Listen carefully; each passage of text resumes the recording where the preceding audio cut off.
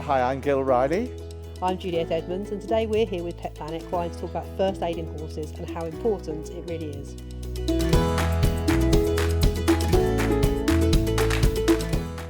Really, everybody should have a basic first aid kit on the yard in need of emergency, and I think we should look at those items and go through them one by one.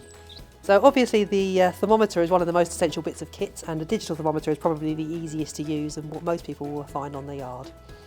So when we're dealing with a wound, this is a chlorhexidine scrub, which a lot of you will know as heavy scrub, and this is a really good multi-purpose disinfectant for wounds. I just wondered, what do you say to your clients regarding dilution? Chlorhexidine is a really good sort of disinfectant. It's actually quite toxic to cells, so it can be quite damaging to wounds, especially if it's used at too high a concentration. So I tend to use it sparingly.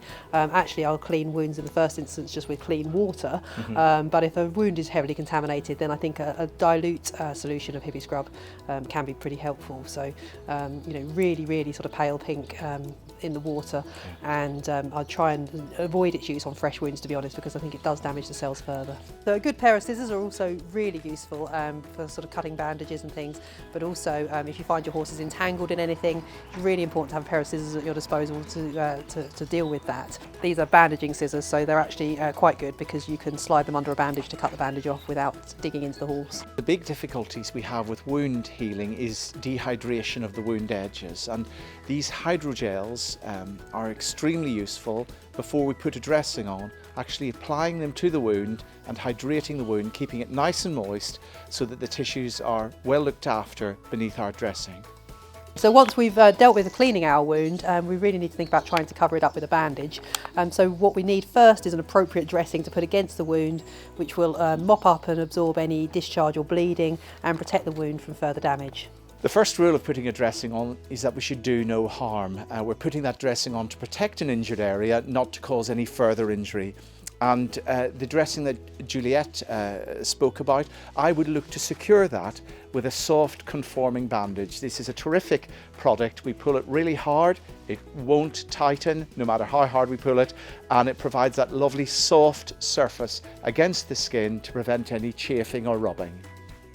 So the next layer in the bandage is cotton wool. Traditionally, a lot of you will probably be used to putting cotton wool against the skin of the horse. That's not a good idea if you can avoid it, because cotton wool, when it gets moist, can become very board-like, very hard, which can then rub against the skin.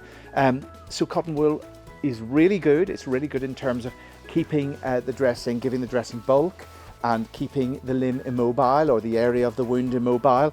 Okay, once we've covered our wound and we've applied our soft protective layers of bandage, we then need to hold the bandage in place. So we use a stretchy conforming bandage for that, which needs to go over the top of our cotton wool and not directly on the leg. It can be easy to over tighten these bandages because they're so stretchy, but the thicker layer of padding we've got, the safer you are with applying pressure. And often, if we're trying to immobilise the limb, we'll put multiple layers of cotton wool on, followed by stretchy bandage, and the stretchy bandage layers can become progressively tighter in order to give us a more rigid bandage. And next layer is something you'll be very familiar with. This is the world famous vet wrap, or the elasticated self-adhesive conforming bandage. And the vet wrap, of course, is really unparalleled in terms of securing the dressing.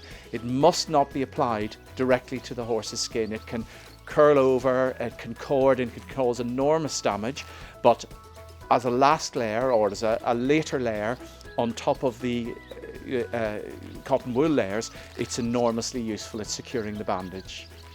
So the last layer really is a sticky layer of Elastoplast, and I use this often just at the top and the bottom of the bandages to keep to help stop the whole bandage from slipping, and also just to keep bedding and bits out of the inside of the bandage layers.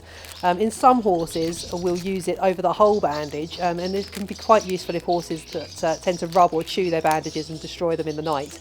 It just helps to keep those in place and to protect them, because it's just a slightly tougher layer.